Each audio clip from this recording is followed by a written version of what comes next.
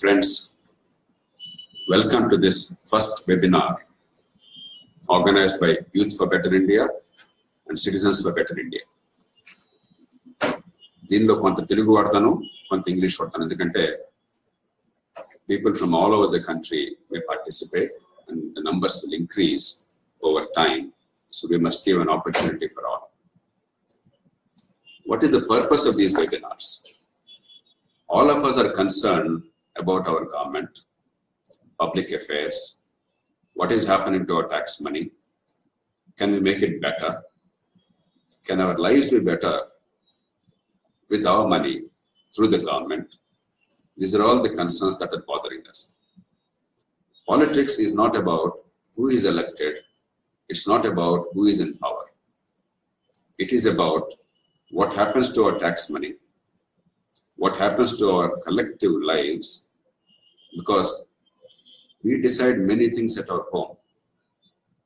Most of the things that matter to us, whom you marry, what your children study or what you study, which course you join, what skills you acquire, what job you take, what business you do, what profession you practice, and when you get money, what income you spend, how much do you save, and how do you spend, for what purposes, and how much do you spend for each purpose.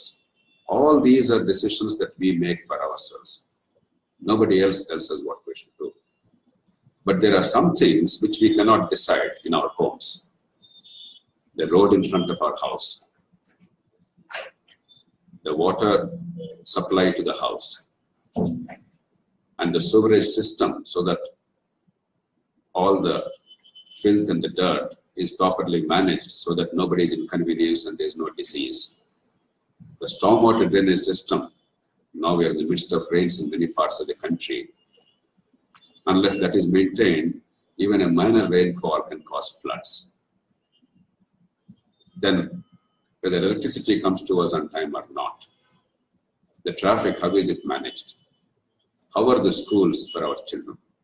How do we get health care? These are all not issues we can decide at home because they are not in our personal control.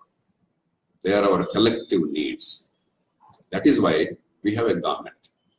So when we look at government and governance, when we look at Swaraj, good governance, it is not about who is elected, which caste is dominating, whose son or daughter is in power, which party is spending how much money, who has become a minister, who has become an MLA or MP. These are not the issues that really matter to us. They are merely the means to achieve our ends. So all these webinars are about understanding these ends and examining the way our government works from one small angle in each webinar. ఒక చిన్న కోణం నుంచి ప్రతి నెల ఈ వెబినార్లో చర్చ మనం చేపడితే మనకు కొంత లోతు తెలుస్తుంది. మామూలుగా మనం పత్రికల్లో, టీవీల్లో జరిగే చర్చల కంటే లోతుగా అసలు ప్రభుత్వం ఏమిటి, ఎందుకు, పన్నుల ఎందుకు ఖర్చు అవుతున్నది, ఎలా ఖర్చు అవుతున్నది, మన అవసరాలు అట్లా తీరుతున్నాయా, తీరకపోతే దాన్ని తీయడం ఎట్లాగా, ఈ లోతు తెలియాలి. The purpose of this webinar is, one, to prepare young people and all citizens as leaders. We are all concerned. Sometimes we are angry. Concern and angry are necessary. But with that, if knowledge, deeper understanding, they are both added, we can find some solutions. Once we have solutions, we can collectively raise our voice and make that happen. And that raising of our voice will be peaceful, it will be democratic, it will be without obstructing anybody else's rights. But most of all, we also should act responsibly. Just as Mahatma Gandhi engineered salt satyagraha, Uppu satyagraha, and then mobilized the whole country, we also must undertake small activities, easy activities that do not cost us time, that do not take away too much of energy, because we're busy with our lives. We have a lot of things to do in our personal lives. And we cannot give our time or energy or money for the public good. It is necessary. Public good is necessary. But we must be able to participate easily without much money, without spending much time, without spending much energy. We must be able to participate in change and participate in transformation to make things better. So what I propose to do is, in each of these webinars, there will be one part, maybe 15, 20, 25 minutes, hopefully not more than 30 minutes, examining one aspect of our governance, one aspect of the way government in India functions. Some other things are good. There are some areas where there are some problems. This is not about criticizing X or Y or Z. It is about how to improve things and understanding in depth so that we are part of the solution. The second part is, in each webinar, I propose to give you one small activity. Wherever you are, please participate in that small activity. That activity will make us understand better. It will help change things. It will focus attention on the problem. And once we do it collectively, then change becomes easy. The media will pick it up, the governments will notice, and change will happen. And also we'll have data, because whatever we want to do for the country, we must have knowledge, we must have data. Impressions are necessary, but they're not enough. We must have valuable data, accurate data, correct data. And through our activities collectively, we can also generate volumes of data. We can understand what is wrong and what is right. And finally, 2 points. During this half an hour, I want you to send messages on this Facebook so that I can respond to at least some of the questions. Later, some of the questions or clarifications you need, if the time is not sufficient now, we can put them on the Facebook page, on Youth for Better India platform, and on Citizens for Better India platform. But please participate, please ask searching questions. It is my duty to try and respond. I do not have all the answers, but if I don't know enough, it is my duty and my team's duty to learn more and then get back to you, to help you understand better, to help us understand better. The second is, in each of these webinar platforms, I want you to tell us what you think we should cover. For instance, next month, what should we cover? What do you think is useful? You will take up something topical, which is engaging everybody's attention. There may be some big issue which is in the news. For instance, when in Uttar Pradesh there were deaths of children, many people are worried about healthcare for children. For instance, when in Haryana there was a serious law and order problem and many people had to die, many people are worried about rule of law or law and order. Similarly, there are many issues bothering us about governance. Now, instead of merely being angry at that moment or worried at that moment, if we try to understand what is happening, how to set it right. Is it possible with our money, without spending too much money, within our system? If we examine, we get a sense of the solution. So the idea is that you participate, you decide as far as possible what we should discuss, and you act in a practical manner, collectively, to bring about change, and finally, you become leaders, true leaders. True leadership is not about holdings, banners, publicity. It's not about contesting, winning, or losing. It is about understanding. It is about depth of knowledge. It is about communication, sharing with each other. It is about organizing ourselves collectively. It is about acting responsibly to bring about change. It is about being a part of the solution. That is how true change happens in a democratic society, through collective, informed assertion. We are making a humble beginning today. I hope this webinar will become an example as to how to bring about change in our vast and diverse country. That is how democracies change. This is a new experiment, utilizing technology. So far, we have utilized all the traditional methods of organizing people. We succeeded enormously. Lok Satta movement, Foundation for Democratic Reforms, and many organizations collectively brought about several changes in the country. They are all necessary, but they're not enough. We have a lot more to do. If the young generation has to have a good future, if this country is to fulfill its potential, if India were to become truly a great nation and a great economy, we need to do a lot more.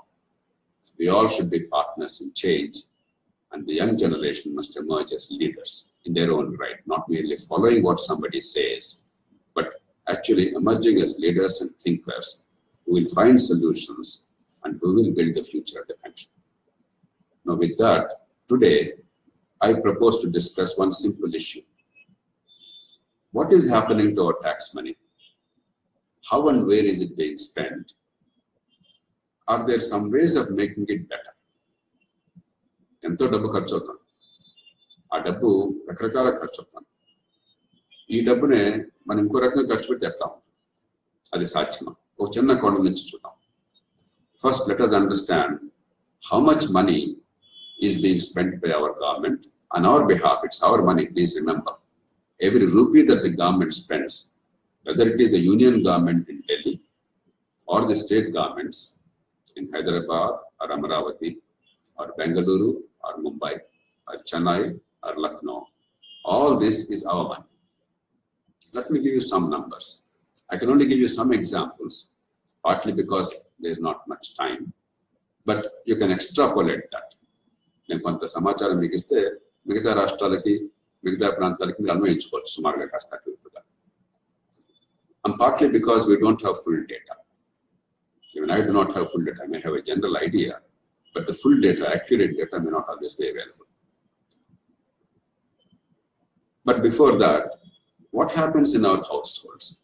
మన కుటుంబాల్లో మనకు ఆదాయం వస్తే కుటుంబంలో 4-5 ఉంటే మనకి ఒకళ్ళు ఉద్యోగం చేస్తారు, ఒకళ్ళు వ్యాపారం చేస్తారు, ఒకళ్ళు వృత్తిలో ఉంటారు.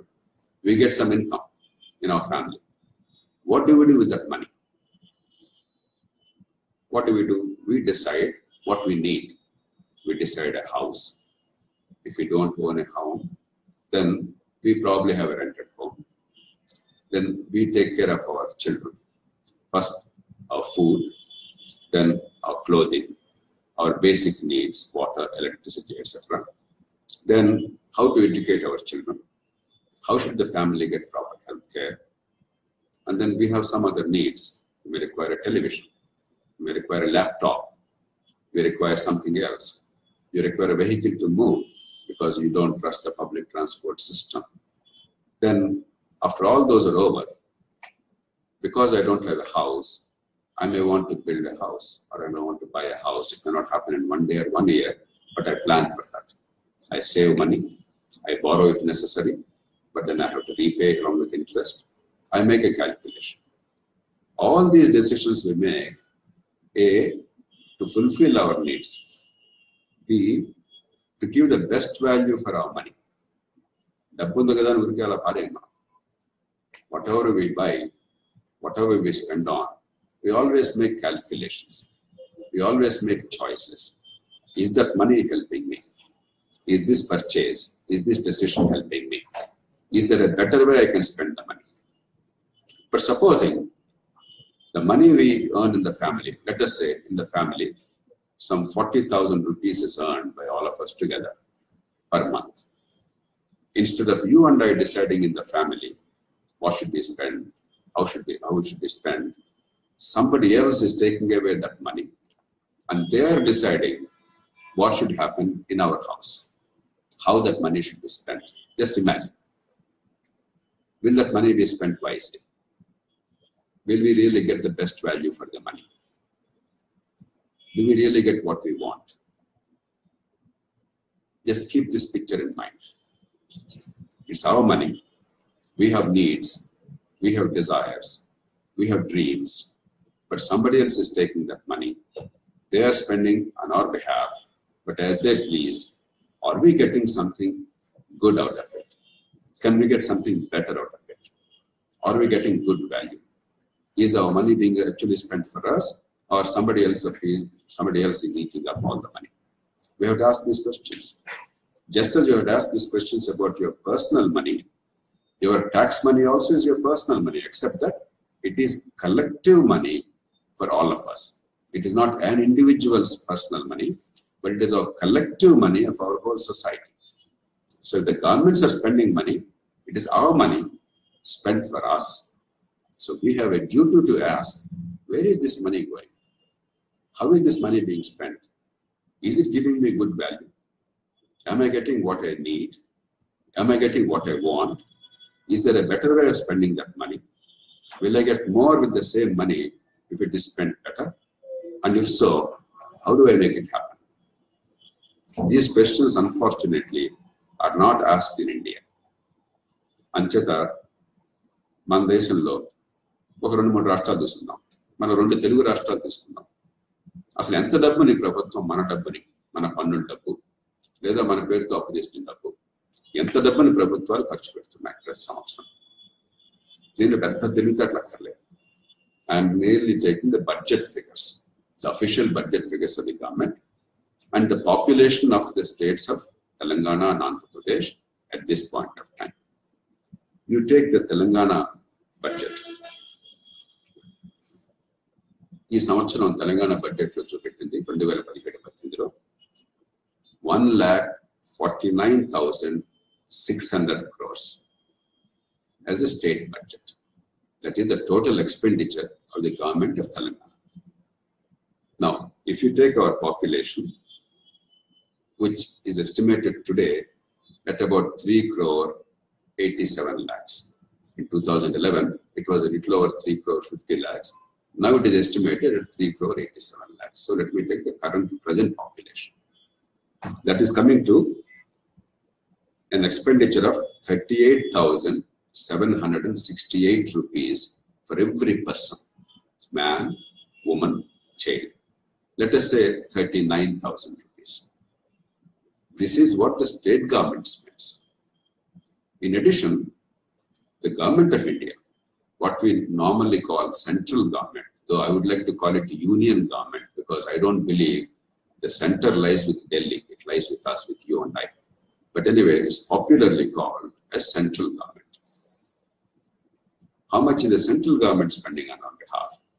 Without going into too many calculations, the money the central government is directly spending, not the money the central government is transferring to states, that will come to it later.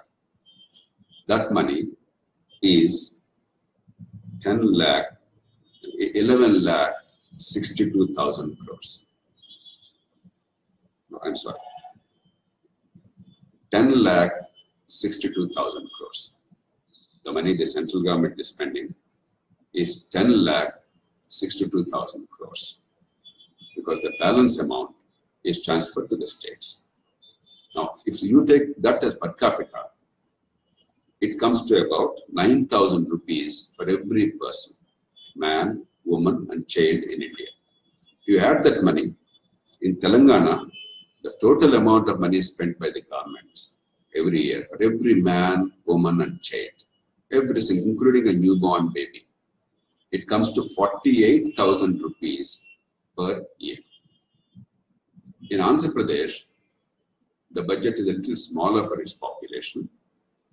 In Andhra Pradesh, this total comes to 39,000 rupees for every man, woman, and child. By the same calculation, I've taken the Andhra Pradesh budget and I've taken the population of Andhra Pradesh. It is coming to 39,000 rupees. Now, if 48,000 rupees for every man, woman, and child is spent, that means in a family of 5, you are spending roughly 2,50,000 rupees. 2,50,000 rupees for a family of 5 in 1 year. What our governments are spending on us. Now, just imagine if that money is spent well. If we get good value for our money, how much can happen? Now, we have shared with you certain slides. They are there on this Facebook page. They are there on Youth for Better India. They are there on Citizens for Better India. So you might have already looked at it. Otherwise, you can have a quick look at some of those things. Let me give you some simple numbers. I'm taking hard, real numbers from 1 or 2 states. As I said, I'm taking data from only 1 or 2 states for the time being. Slowly, as we gather more data, we can have better understanding. But roughly, a similar picture is obtaining in most of the states. Let me take, in case of school education, if you take the schools and the teachers, on an average in Andhra Pradesh, there is a teacher for every 18 children in government schools, which is extremely good. A teacher-student ratio of 1:18 is extremely good. Even excellent private schools, if they have 1:28 or 1:30, we regard that as extremely good.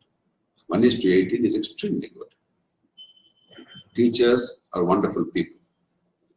These teachers are the one sector who are completely away from corruption. We all worship our teachers.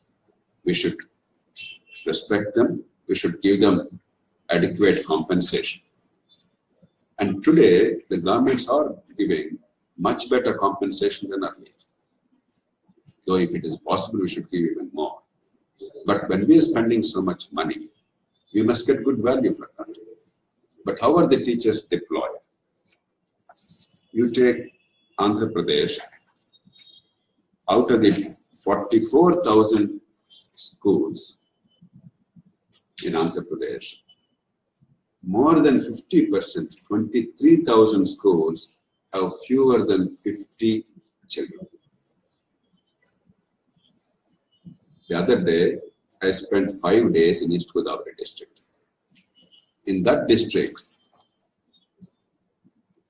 more than 50% of the schools have fewer than 30 children. There are many schools with 5 children. There are many with only 10 or fewer children. Many between 10 and 15. So what is happening? Pretending that there is a school there with just 5 children, posting 1 or 2 teachers, and there are cases where the children are fewer than the teachers. There are 4 children enrolled. There are some bad cases, at least they used to be earlier, when there were 4 or 5 teachers. But even today, there are many, many schools where for 4 children, 5 children, 10 children, 15 children, there are 2 teachers, 3 teachers, etc. Very often, in the same village or in the same municipal ward, there are several schools. Each of them is a small school, and the teachers we have are dispersed, a few here, a few there. The buildings are inadequate. If there is a school up to 5th class, there are only 2 classrooms or 1 classroom. There are only 1 or 2 teachers, and nobody is getting any benefit. Though we have actually 18 children per teacher, which is very good. But in reality, we are not getting good value for the money we spend. We are not getting the benefit for the teachers that we have. Supposing, wherever possible, we actually have a school for, let us say, 100 or 150 children. We have at least 5 classrooms in each school. We have at least 5 or 6 or 7 teachers in such a school. Because we have, please remember, for every 18 children, there is 1 teacher. Supposing there is an environment, a proper environment for the school, you feel that there is actually a school with some small playground, 6 or 7 classrooms, and some equipment where necessary and where possible, and 6 or 7 teachers, a headmaster, everybody knows where the school is, then the whole environment will change. For the money we are spending, and we are spending a lot of money. In Andhra Pradesh, we are spending roughly 60,000 rupees per child per year. 60,000 rupees per child per year. in many private schools, good private schools, I'm talking about the upper middle class and some of the rich people, when they send their children to private schools, good quality private schools, some of them are central schools, CBSE syllabus, some may be ICSE syllabus. The fee typically is 25,000 rupees to 30,000 rupees per year.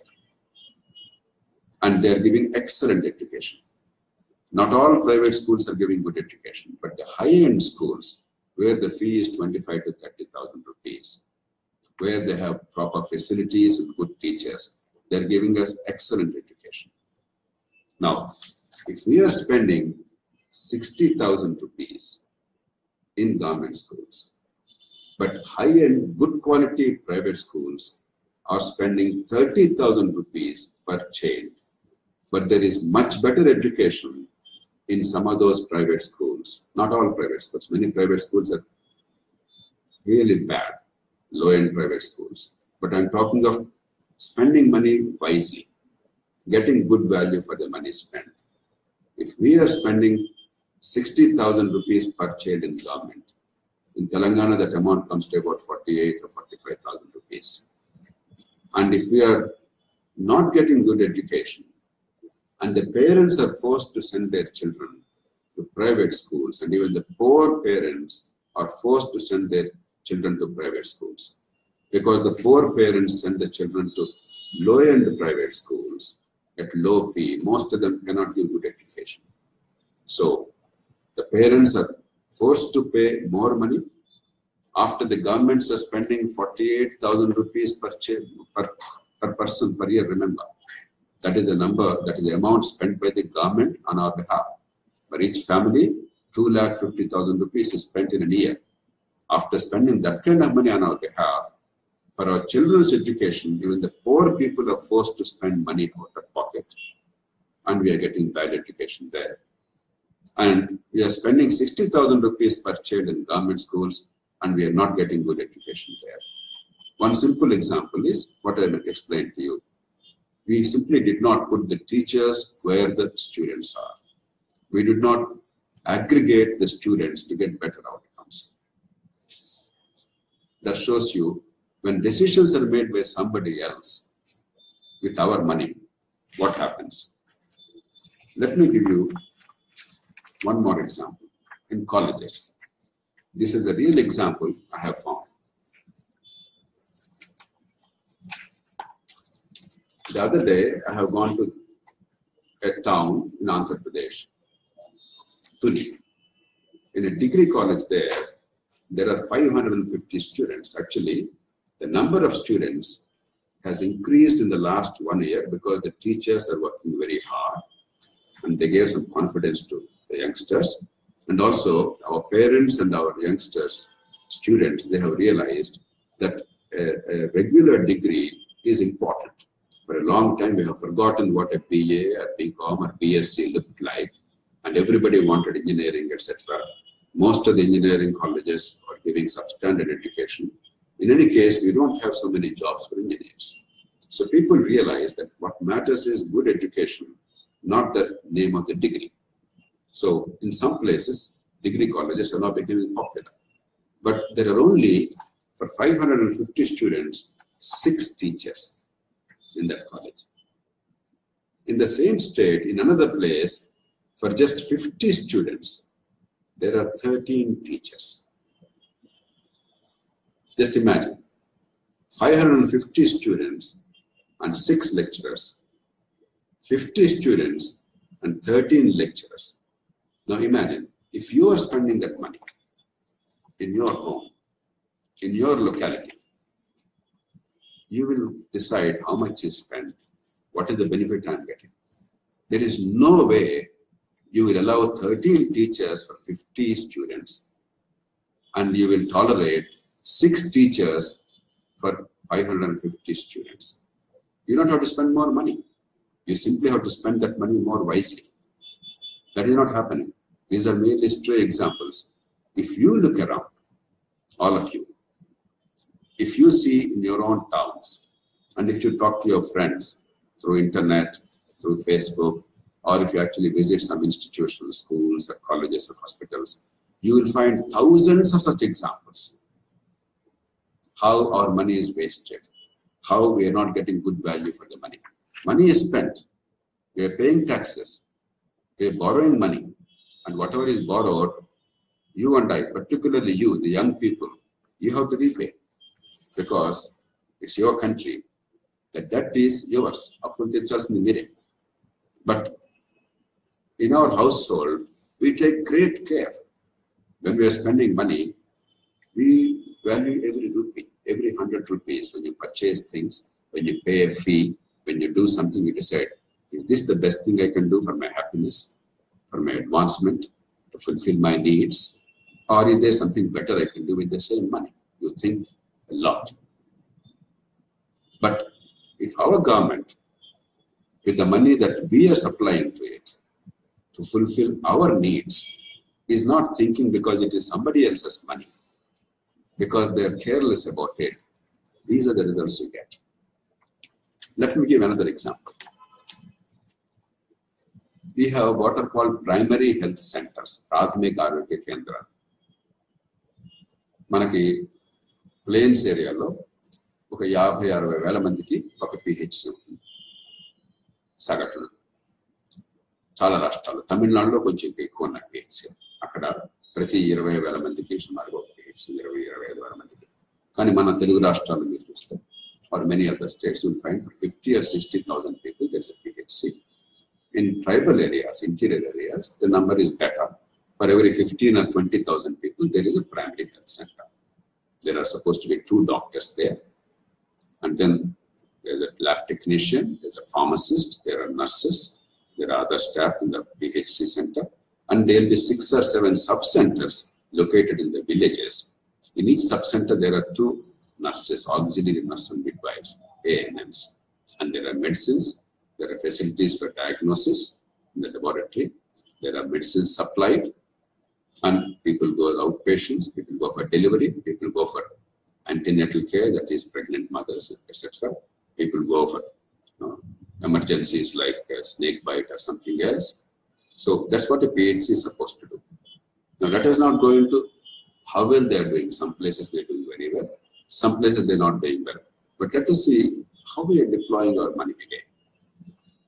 If you take a PHC, for the total PHC, not only the staff and the drugs and the laboratory and the cost of electricity and cold storage for the vaccines and all the things in the primary health center, but also for all the sub-centers and the staff, typically now, in let's say Andhra Pradesh, the expenditure per year is 90 lakh rupees.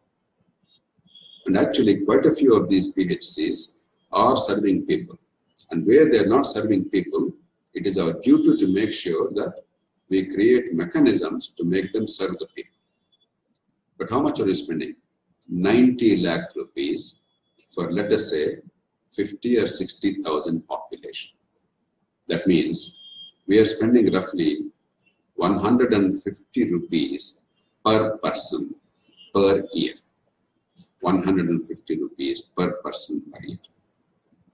Whereas in a village, if there is a high school, a reasonable sized high school, let us say there are about 600 or 700 children in that high school. We are spending, in many cases, 2 to 2.5 crores per year in just one village. And yet we are not getting the outcomes. We have seen earlier how we are spending 50 or 60,000 rupees per child. We are not getting the value for the money. For an area of about 60,000, for a population of about 60,000, the money we are spending on schools is roughly about 20 crore rupees. And sometimes it's even 22 or 23 crore rupees. Whereas for another vital need, healthcare at the primary level, just like school education is the primary level, primary healthcare, we are spending only 90 lakh rupees. So we are not really deciding how our money should be spent wisely, sectorally, where the money should go, how much should we spend. because both education and healthcare are vital requirements. Without education, our children cannot reach the level that their ability, that God gave or nature gave. If you don't have good education, our children cannot compete with the children of rich people. That means poverty will continue. That means inequalities in society will continue. That means caste system will continue. If our children have to come out of poverty, if they have to learn, acquire skills, get good jobs, make honest and good money, and have better lives, the only passport to that is good education. Similarly, when there is no good health care available to us, then we pay enormously in the private sector. We incur debts, we borrow money heavily, and sometimes because we cannot afford the money, we suffer silently when there is sickness. We cannot work and make money. And sometimes, in fact, many times, people die prematurely, not only suffer a great deal, but die prematurely. Young children are dying unnecessarily. Babies are dying unnecessarily. Mothers are dying unnecessarily. People across the country, there are too many deaths which are unnecessary. But we are not really spending money wisely. We'll discuss the details of education or healthcare in some other webinars. But I want you to have a sense of where the money is going. Why is it not being properly spent? And when it is spent, why are we not getting good results? Let me take you to another last item today for this webinar. Then we'll go into one simple activity, and then we'll try and see that we participate in that activity. I told you earlier that Government of India collects taxes, our taxes, all of us pay taxes, the central government. What happens to that money? A lot of that money, a majority of that money, 51% of the total money, not only tax money, but the money borrowed by Government of India, 51% is going to the states, all of us. Out of the 21,46,000 crores, that is the 2017-18 budget of the central government, 10,85,000 crores, 50.55% or 51% is going to the states. It's a large amount of money. By a variety of means, Finance Commission transfers, grants in aid, centrally sponsored schemes, to special backward areas funds, in a variety of ways. Out of the 21,47,000 crores, let us say, 10,85,000 crores is going to the states. And that is how I told you that the money coming from Government of India to the states is about 9,000 rupees per capita for each person. Now,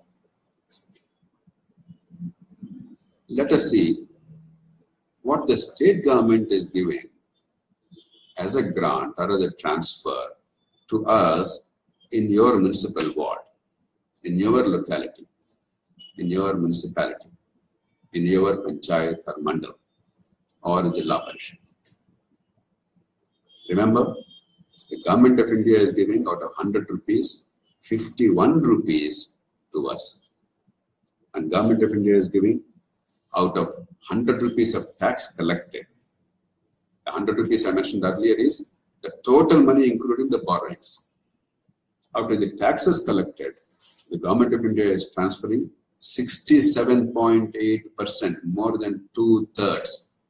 For every 3 rupees collected by Government of India as taxes and other forms of revenue, including capital receipts, as they call it, not debt money, not borrowings, the states are getting, for every 3 rupees of Government of India, 2 rupees, which is excellent, because great leaders, Jyoti Basu from Bengal, then N.T. Ramarao from Andhra Pradesh, Karunanidhi from Karnataka, from Tamil Nadu, then Biju Patnaik from Orissa,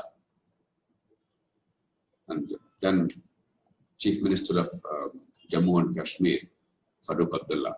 Many of these people, a generation ago, 25, 30 years ago, they all fought long and hard so that the states get their due. The country is made up of states. States are made up of cities and villages and towns. And the people ultimately live in the cities and villages and towns. So Delhi cannot take away all our money and not give us our share in order for us to be able to do our things. Remember, we discussed what we do in our own household, in our own family, when we raise money, when we earn money. We decide how to spend, and we try to get the best value for the money. If somebody else is spending that money for us, they will not be able to give us good value. There will be a lot of leakage, wastage, corruption. I have given you some dramatic examples of how money is not going where it is needed. I have also given you some dramatic examples of how, despite spending a lot of money, we are not getting what we should get. We are not getting good value for that money. It's not going where it should be spent, and it's not giving us good value. So as far as possible, if that money is with us, instead of Delhi, if it is in Amravati, if it is in Hyderabad, if it is in Bengaluru, if it is in Chennai, Lucknow, Mumbai, other cities, the states, then it is going to be better used. And from there, in turn, if it comes to our village, our town, our ward, then we will know our needs more. We will keep a close watch, just like a family keeps a close watch.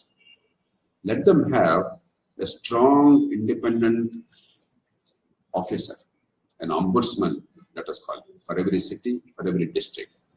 If our people in the locality, in the town, in the ward, or in the city, in the mandal, in the village, if they waste money, if they swindle money, if there is corruption, let them be very firmly punished. If they are employees, remove the jobs. If they are elected people, remove them from the position and make them pay all the money that they have swallowed and more with penalties. Put them in jail. Let us do all that. But if we know where our money is going, if we know how it is being spent, we ensure that we get good value for money. There will not be wastage.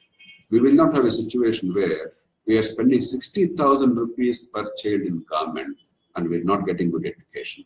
And we are forced to send our children to private schools at enormous expense. Even the poor are forced to spend money out of pocket. And even in private sector, for the poor, the schools are not really benefiting because these schools don't have infrastructure or good teachers. Only at the high end, only for the better off people, for the richer people, the upper middle classes and the rich people, is there some quality education. And how much are they spending? 30,000 rupees, most of them, and getting good education for their children. How much is the government spending? Our money spent by our government for our children in government schools? 45 to 50 to 60,000 rupees.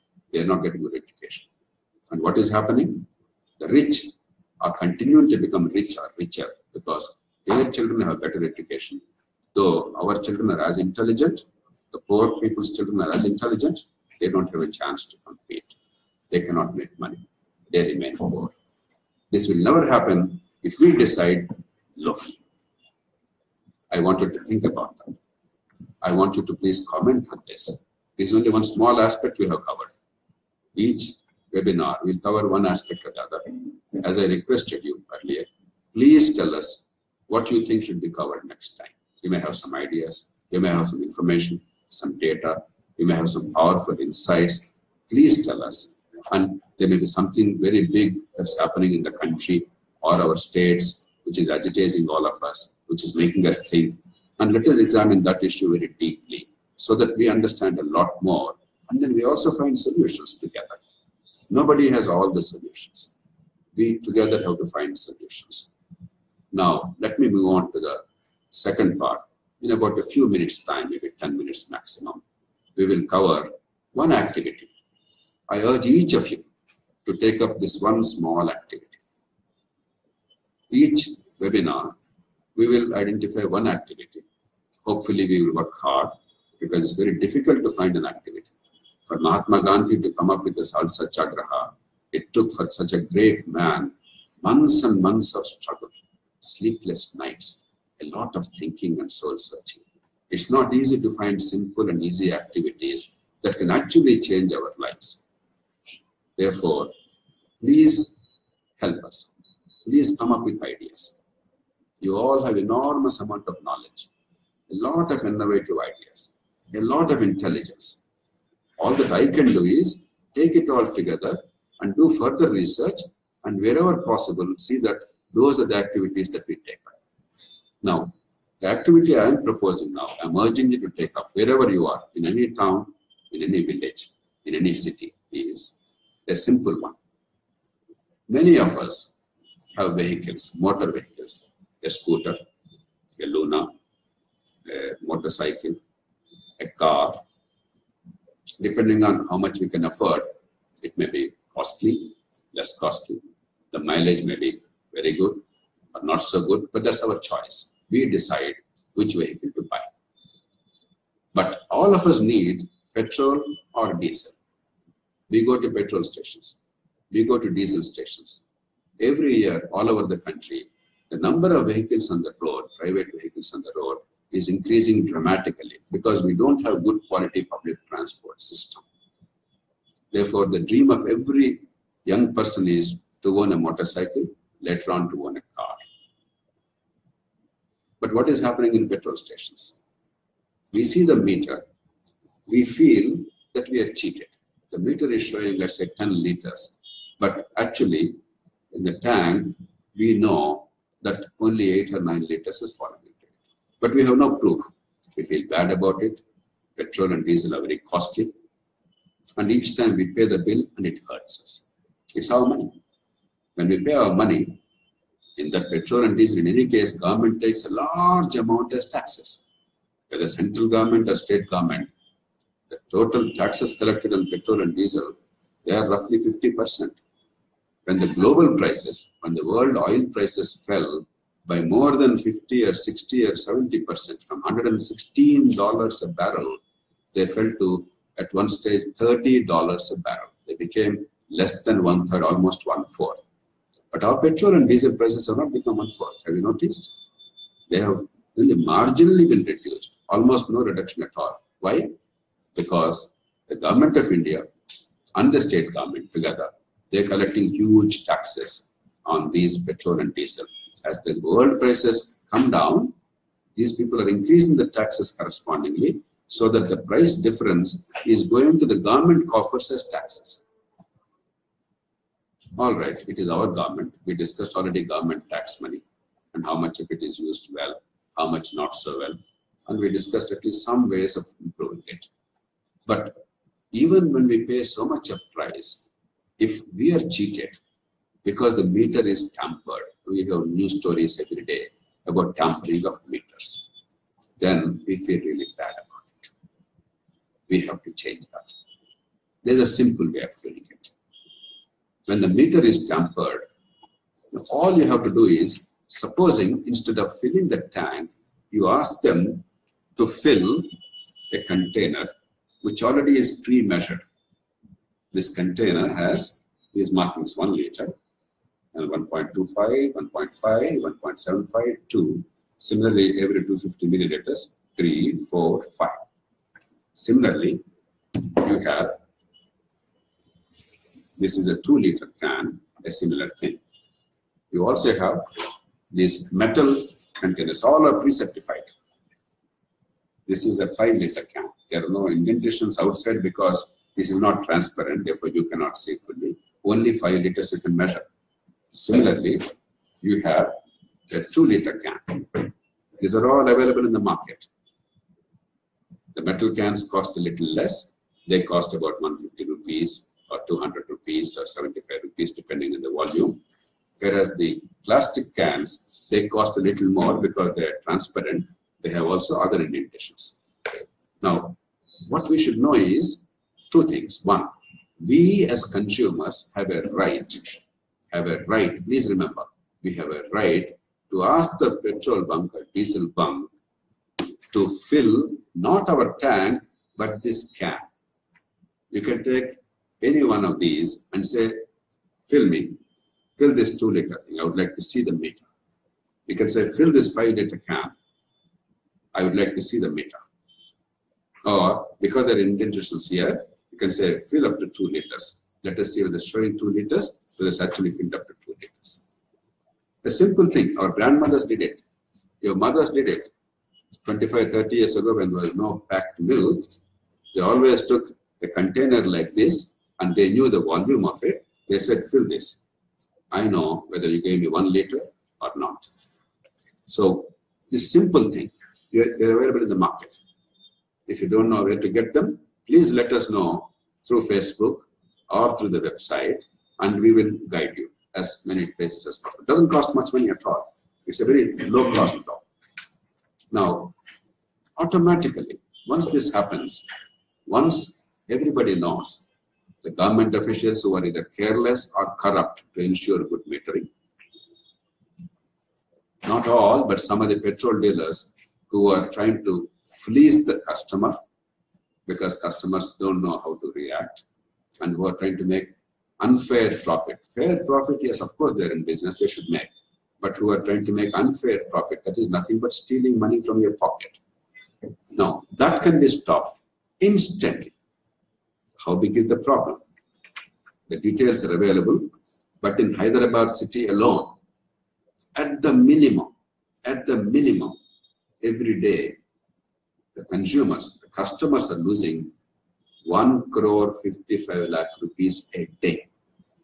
In this city alone, annually, you are losing more than 500 crores, almost 600 crore rupees in just one city, in 1 year, in just buying petrol and diesel. And you can easily correct it. You can stop it. You don't require any further laws. Existing laws are enough. What I ask of you is, please do that in the next 1 month, particularly on Saturdays and Sundays. And all of you network, talk to other people, those who participate in the webinar, or those who did not, does not matter. Reach out to your friends, talk to them, explain to them, show them this webinar. It's there on the YouTube, it's there on the Facebook. Show them this data, and they all know the problem, they all know the pain. And as many of you as possible, just buy 1 or 2 containers. You don't each have to buy this. You can buy any one of these that you want, 1 liter, 2 liters, 5 liters. It just costs less than one ticket for a cinema, nothing much more. So together, 2 or 3 people, 4 or 5 people, so that you are not alone. You're not doing it alone. It can be collective, informed assertion. Together, with knowledge, we assert. So you go to the petrol pump, and instead of filling your tank, ask them to fill this. Also remember, they are also duty bound to have these containers, these 1, 2, and 5 liter containers, they should have in the petrol pump. That is the law. Even I did not know earlier.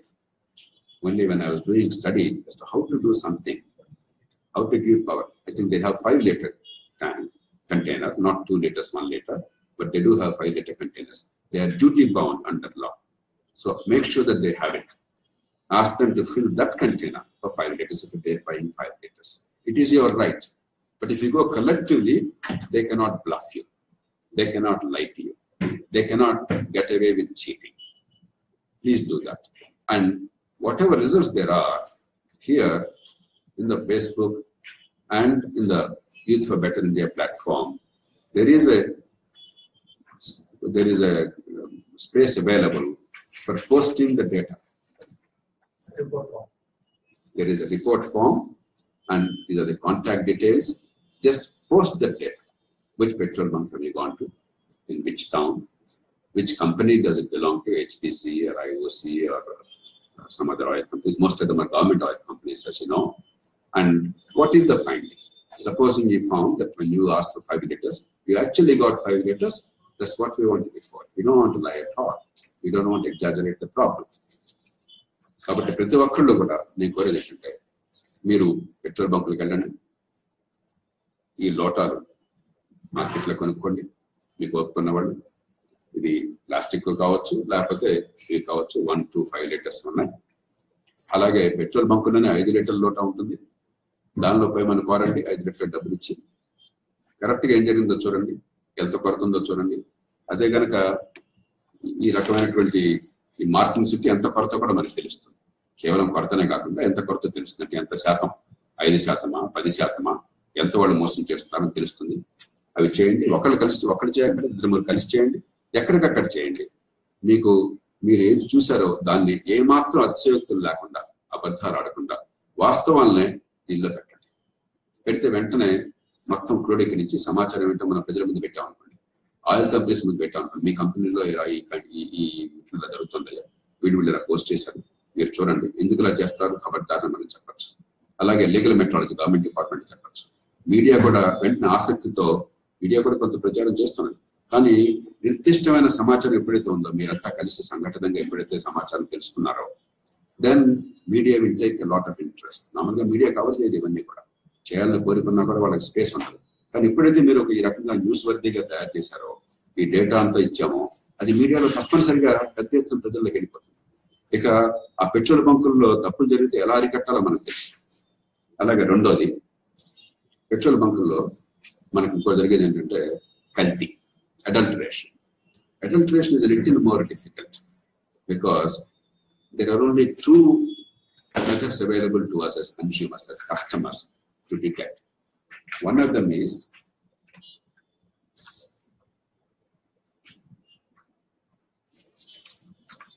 we have a right.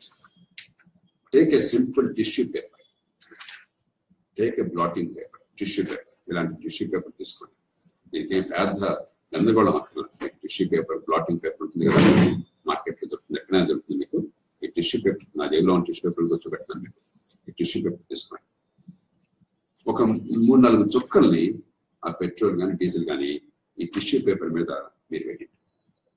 మీరు వేస్తే అది కనుక దానిలో adulteration ఉన్నట్టయితే ఇది గ్యారంటీగా అవుతుందని చెప్పలేము. కానీ సాధారణంగా ఏం జరుగుతుందంటే ఇది స్ప్రెడ్ అవుతుంది టిష్యూ పేపర్ మీద. కానీ the petrol or diesel will spread on this blotting paper because this is a blotting paper.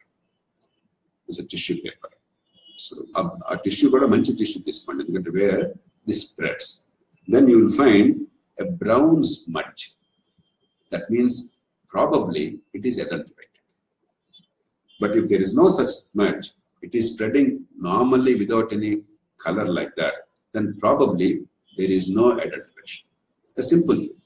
This is not a proof, but you have an idea. Again, post that data. We will bring it to the notice of the oil companies and to the government. They will have to act. If they don't act together, because we have data not of one petrol bunk, but many, we can easily fight this. There is also another thing. Prati petrol bunk lo hydrometer అని ఒకటి ఉండాలి. Mandatory. తప్పనిసరిగా వాళ్ళ hydrometer పెట్టాలి. మీలో కొందరు physics చదివిన వాళ్ళకి, హై స్కూల్లో ఫిజిక్స్ చదివిన వాళ్ళకి, those who studied physics in high school, you know what a hydrometer is. It measures the density, అంటే how thick the fluid is. What is the weight of that density? Actually the word is mass, but I'm using colloquial terms. The weight of the liquid for a given volume, per liter or per cubic centimeter or whatever. Now, once you put the hydrometer in that, it shows you what is the density. There are markings there. The density, there are ranges of density. 719 grams per cubic centimeter అనుకోవచ్చు, లేకపోతే 719.7 kilograms per cubic meter. అంతకంటే తక్కువ ఎక్కువలు ఉంటే, అలాగే పెట్రోల్కి, డీజిల్కి 840. Diesel కొంచెం petrol కంటే హెవీగా ఉంటుంది అన్నమాట. కాబట్టి ఈ డెన్సిటీ ఉండాలి. దానిలో కొంచెం మైనర్ వేరియేషన్స్ ఉండొచ్చు తప్ప, అందుకంటే ఎక్కువ వేరియేషన్ ఉంటే అడల్టరేషన్ జరిగింది. సాధారణంగా కిరోసిన్ కలుపుతూ ఉంటారు. కిరోసిన్ ఎందుకంటే మార్కెట్లో ఈ సబ్సిడీకి చౌకగా ఇస్తున్నారు కాబట్టి దాన్ని పేదలకు అందకుండా instead of kerosene reaching the poor families, it is going into the hands of all these mafias, and that is going to adulterate. What is happening is the pollution increases, your vehicle engines get damaged, and the government money, that is our money, our tax money, instead of going into the pockets of the poor people to help them, it is going into all these corrupt people and the mafia people and criminals to enrich them. So you can also stop that. So these are two activities in relation to petrol bunks. Once again, quickly, let me remind you to ensure that the meters are proper and they're not tampered. You are getting the quantity that you paid for. You simply have to use these containers. It is very easy, and they have to have also the 5-liter containers there and ask them to fill this, not the tank. If you do it once in a while, the next 1 month, if you do it as many places as possible, it doesn't cost you much money. You can fill one vehicle in one petrol station, if half a dozen of you go.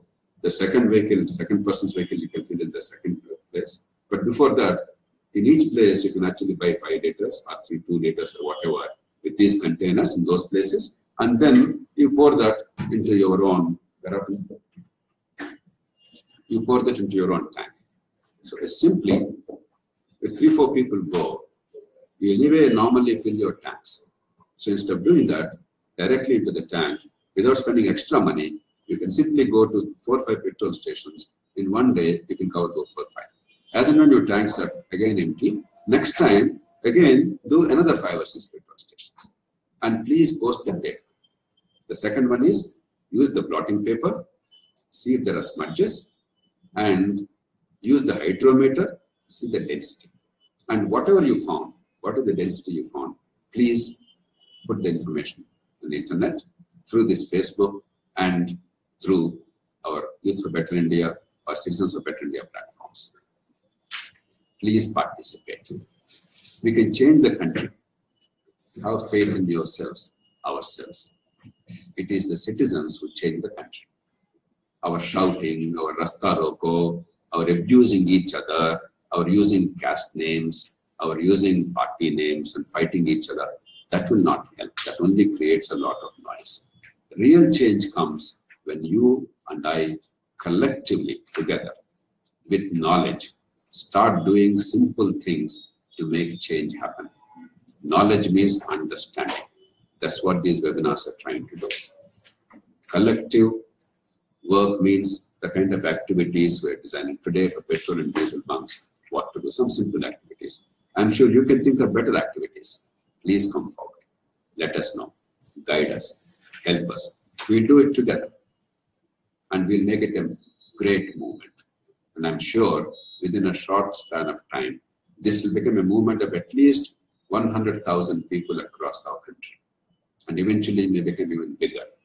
And by the time you realize what happened, the citizens have a constructive forum, not about caste, not about party, not about region, not about religion, but it's about us, the people of India, the citizens, the taxpayers, to improve our government, governance, and to get best value for the money we pay, for the vote we give. Once again, I thank you all for your participation, and we will meet again in the next webinar.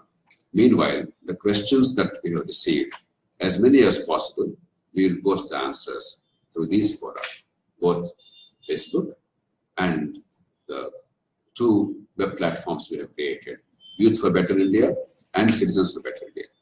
I wish you all the very best. Thank you for your participation. Good luck and goodbye.